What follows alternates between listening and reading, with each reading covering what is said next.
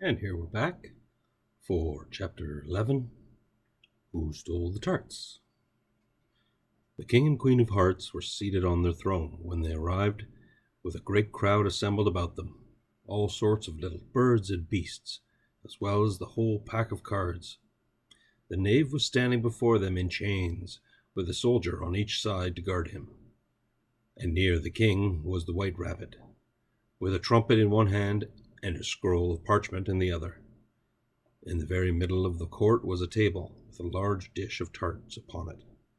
They looked so good that it made Alice quite hungry to look at them. I wish they'd get the trial done, she thought, and hand round those refreshments. But there seemed to be no chance of this, so she began looking at everything about her to pass away the time. Alice had never been in a court of justice before, but she had read about them in books, and she was quite pleased to find that she knew the name of nearly everything there. That's the judge, she said to herself, because of his great wig. The judge, by the way, was the king, and as he wore his crown over the wig, look at the front piece if you want to see how he did it. He did not look at all comfortable, and it was certainly not becoming. And that's the jury box, thought Alice. And those 12 creatures, she was obliged to say creatures, you see, because some of them were animals and some were birds. I suppose they are the jurors. She said this last word 2 or 3 times over to herself, being rather proud of it, for she thought, and rightly too, that very few little girls of her age knew the meaning of it all at all. However, jurymen would have done just as well. The 12 jurors were all writing very busily on slates. What are they doing? Alice whispered to the Gryphon. They can't have anything to put down yet, before the trial's begun. They're putting down their names, the Gryphon whispered, in reply, for fear they should forget them before the end of the trial. Stupid things, Alice began in a loud, indignant voice, but she stopped hastily, for the white rabbit cried out, Silence in the court! And the king put on his spectacles and looked anxiously around to make out who was talking. Alice could see, as well as if she were looking over their shoulders, that all the jurors were writing down stupid things on their slates, as she could even make out that one of them didn't know how to spell stupid, and that he had to ask his neighbor to tell him. A nice muddle their slates'll be in before the trial's over, thought Alice. One of the jurors had a pencil that squeaked. This, of course, Alice could not stand, and she went round the court and got behind him, and very soon found an opportunity of taking it away. She did it so quickly that the poor little juror, it was Bill the lizard, could not make out at all what had become of it. So after hunting all about for it, he was obliged to write with one finger for the rest of the day. And this was of very little use, as it left no mark on the slate. Herald, read the accusation, said the king. On this the white rabbit blew 3 blasts on the trumpet, and then unrolled the parchment scroll and read as follows. The Queen of Hearts, she made some tarts, all on a summer's day. The knave of hearts, he stole those tarts, and took them quite away. Consider your verdict, the king said to the jury. Not yet, not yet, the rabbit hastily interrupted. There's a great deal to come before that.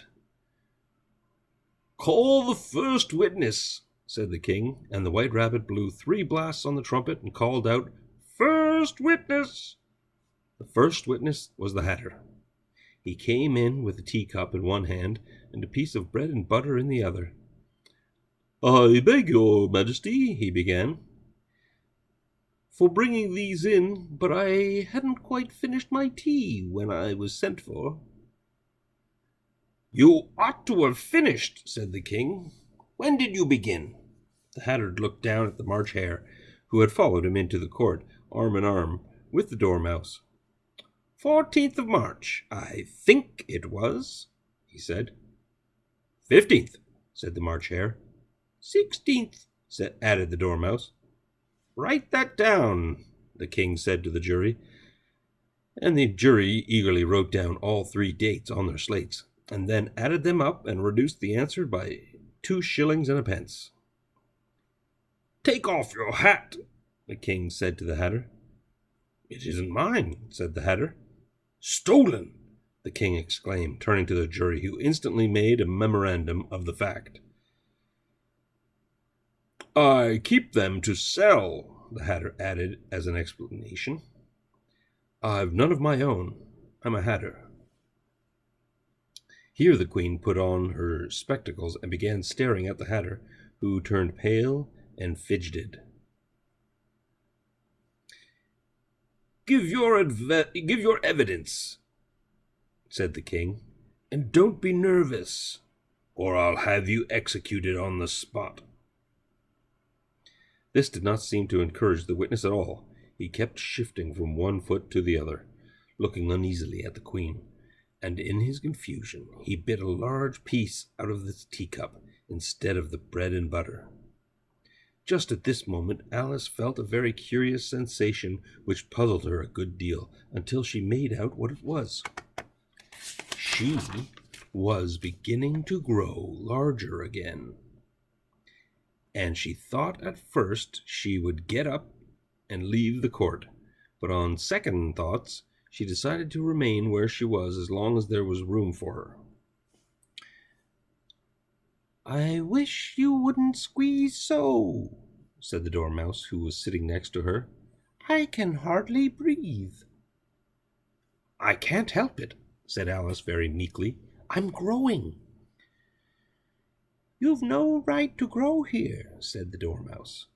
"Don't talk nonsense," said Alice more boldly. "You know you're growing too." "Yes, but I grow at a reasonable pace," said the Dormouse. "Not in that ridiculous fashion." And he got up very sulkily and crossed over to the other side of the court. All this time the queen had never left off staring at the Hatter. And just as the Dormouse crossed the court, she said to one of the officers of the court, "Bring me the list of the singers in the last concert," on which the wretched Hatter trembled so that he shook both his shoes off. "Give your evidence," the king repeated angrily, "or I'll have you executed, whether you're nervous or not." "I'm a poor man, your majesty," the Hatter began in a trembling voice. "I hadn't begun my tea, not above a week or so. And what with the bread and butter getting so thin, and the twinkling of the tea—" "The twinkling of the what?" said the king. "It began with the tea," the Hatter replied. "Of course, twinkling begins with a T," said the king sharply. "Do you take me for a dunce? Go on." "I'm a poor man," the Hatter went on, "and most things twinkled after that. Only the March Hare said—" "I didn't," said the March Hare, interrupted in a great hurry. "You did," said the Hatter. "I deny it," said the March Hare. "Ah, he denies it," said the king. "Leave out that part." "Well, at any rate, the Dormouse said," the Hatter went on, looking anxiously round to see if he would deny it too, but the Dormouse denied nothing, being fast asleep. "After that," continued the Hatter, "I cut some more bread and butter." "But what did the Dormouse say?" one of the jury asked. "That I can't remember," said the Hatter. "You must remember," remarked the king, "or I'll have you executed." The miserable Hatter dropped his teacup and bread and butter and went down on one knee. "I'm a poor man, your majesty," he began. "Oh, you're a very poor speaker," said the king. Here one of the guinea pigs cheered, and was immediately suppressed by the officer of the court. As that is rather a hard word, I will explain to you how it was done. They had a large canvas bag, which tied up at the mouth with strings. Into this they slipped the guinea pig head first, and then sat upon it. I'm glad I've seen that done, thought Alice. I've so often read in the newspapers at the end of trials there was some attempts at applause which was immediately suppressed by the officers of the court, and I never understood what it meant till now. If that's all you know about it, you may stand down, continued the king. I can't go no lower, said the Hatter. I'm on the floor as it is. Then you may sit down, the king replied. Here the other guinea pig cheered and was suppressed. Come, that finished the guinea pigs, thought Alice. Now we shall get on better. I'd rather finish my tea, said the Hatter, with an anxious look at the Queen, who was reading the list of singers. You may go, said the king, and the Hatter hurriedly left the court, without even waiting to put her shoes on. And just take his head off outside, the Queen added to one of the officers, but the Hatter was out of sight before the officer could get to the door. Call the next witness, said the king. The next witness was the Duchess's cook. She carried the pepper box in her hand, and Alice guessed who it was, even before she got into the court. By the way, the people near the door began sneezing all at once. Give your evidence, said the king. Shan't, said the cook. The king looked anxiously at the White Rabbit, who said in a low voice, Your Majesty must cross-examine this witness. Well, if I must, I must, the king said, in a melancholy air, and after holding his arms and frowning at the cook till his eyes were nearly out of sight, he said in a deep voice, What are tarts made of? Pepper, mostly, said the cook. Treacle, said a sleepy voice behind her. Collar that mouse, the Queen shrieked out. Behead that dormouse! Turn the dormouse out of court! Suppress him! Pinch him! Off with his whiskers! For some minutes the whole court was in confusion, getting the dormouse turned out, and by the time they had settled down again, the cook had disappeared.